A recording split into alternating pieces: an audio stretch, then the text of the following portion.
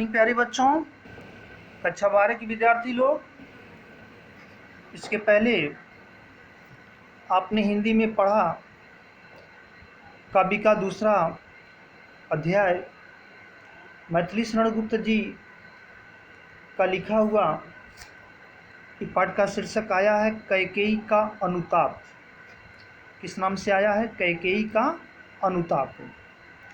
इसके पहले हमने मैथिली शरण गुप्त जो कि राष्ट्रीय कवि हैं, उनके जीवन परिचय, साहित्यिक परिचय और कृतियों के बारे में आपने अध्ययन किया। आज हम इनके द्वारा जो हमारे हिंदी पुस्तक में इनका लिखा हुआ जो पद्य आया है उसके बारे में हम पढ़ेंगे। जैसा कि आप जानते हैं कि ये जो प्रस्तुत पाठ्य है, इसके जो पद्यांश हैं वो साकेत महाकाव्य से लिए गए हैं। किससे लिया गया है? साकेत महाकाव्य, जो कि मैथिली शरण गुप्त जी का लिखा हुआ है, जो रामचरितमानस पर ही आधारित है, उसी का महाकाव्य से लिया गया है। प्रस्तुत पाठ का जो शीर्षक बताया गया, कैकेयी का अनुताप। क्या बताया गया? कैकेयी का अनुताप। अनुताप माने होता है पश्चाताप। अनुताप माने क्या होता है? पश्चाताप, अर्थात प्रायश्चित करना, पछताना, अपने किए हुए चीज़ के लिए पश्चाताप करना, प्रायश्चित करना, वही कहलाता है अनुताप।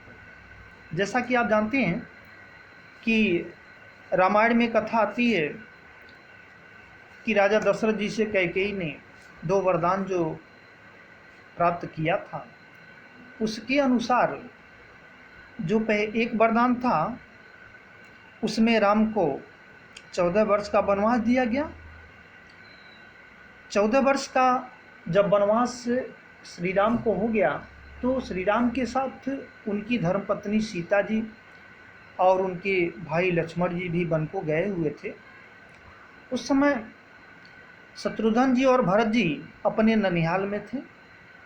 जब पिता मरण का समाचार और भाई का वनवास के बारे में जब पता चलता है तो वे आते हैं, और आने के बाद पुनः अयोध्या के लोग ये फैसला लेते हैं कि हम लोग चलेंगे और चल करके श्री राम जी को वापस लाएंगे। जैसा कि जिन्होंने वरदान दिया था राजा दशरथ जी, उन्होंने राम के वनवास के बाद अपने प्राणों को त्याग दिया था। तो ये बात हुई कि जिन्होंने वनवास दिया है, जब वे जीवित नहीं हैं तो फिर वनवास का कोई मतलब नहीं रह जाता। इसलिए राम को पुनः हम लोग वापस लाएंगे। ये फैसला होने के बाद संपूर्ण अयोध्यावासी, उनके मंत्री सुमंत और भाइयों, गुरुओं, माताओं सहित पहुंचते हैं जहां पे श्री रामचंद्र जी अपना कुटिया बना करके बैठे हुए हैं। वहीं एक सभा बैठती है। अब उसी पर ये आधारित है। तो कहते हैं कि तदनंतर बैठी सभा उटज के आगे।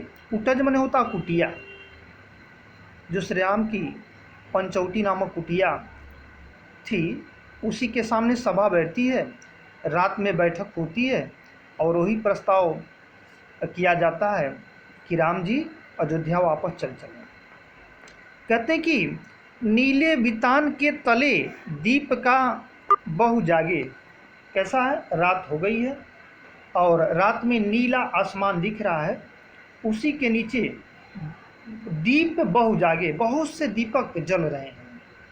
अर्थात ये जो सभा बैठी हुई है ये रात्र में बैठी हुई है। रात में बहुत सारे दीपक जल रहे हैं। नीले बितान के नीचे, नीले खुले आसमान के नीचे टकटकी लगाए नयन सुरों के थे वे। सब लोग टकटकी लगाए हुए थे। टकटकी लगाने का मतलब होता है एक टक देखना। जब आँखों की पलकें नहीं गिरती हैं, व्यक्ति आँखों की पलकों को गिराए बिना जब लगातार देखते रहता है तो उसको कहते हैं टकटकी लगाना। नयन माने आँखें, सबकी आँखों में टकटकी लगी हुई थी, सुरों के थे और सबके स्वर सुनाई दे रहे थे।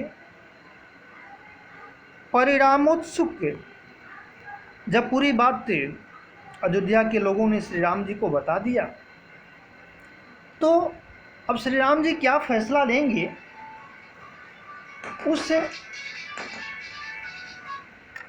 परिणाम को जानने के लिए सब लोग उत्सुक हो गए। सब लोग क्या हो गए? उत्सुक हो गए, बेचैन हो गए परिणाम को जानने के लिए कि देखते हैं राम जी क्या फैसला लेते हैं।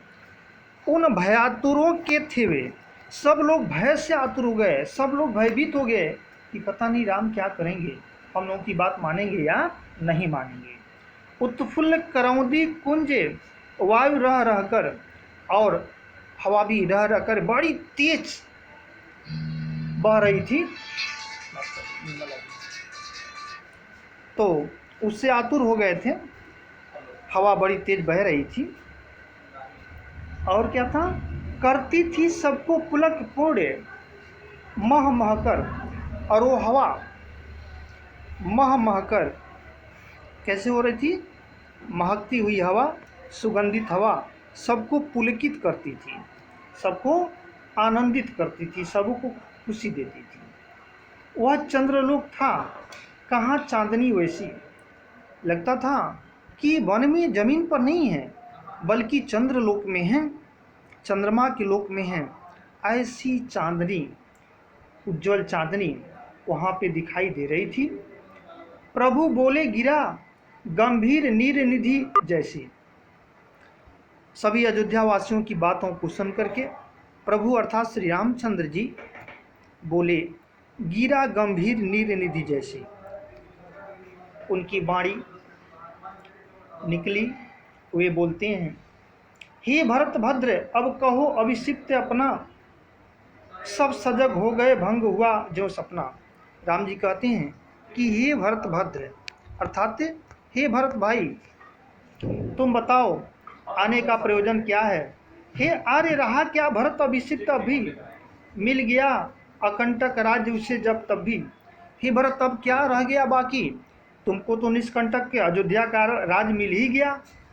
पाया तुमने तले अरण्य बसेरा, रह गया अभिषिक्त शेष तदप क्या मेरा। अब क्या बच गया, अब क्या रह गया।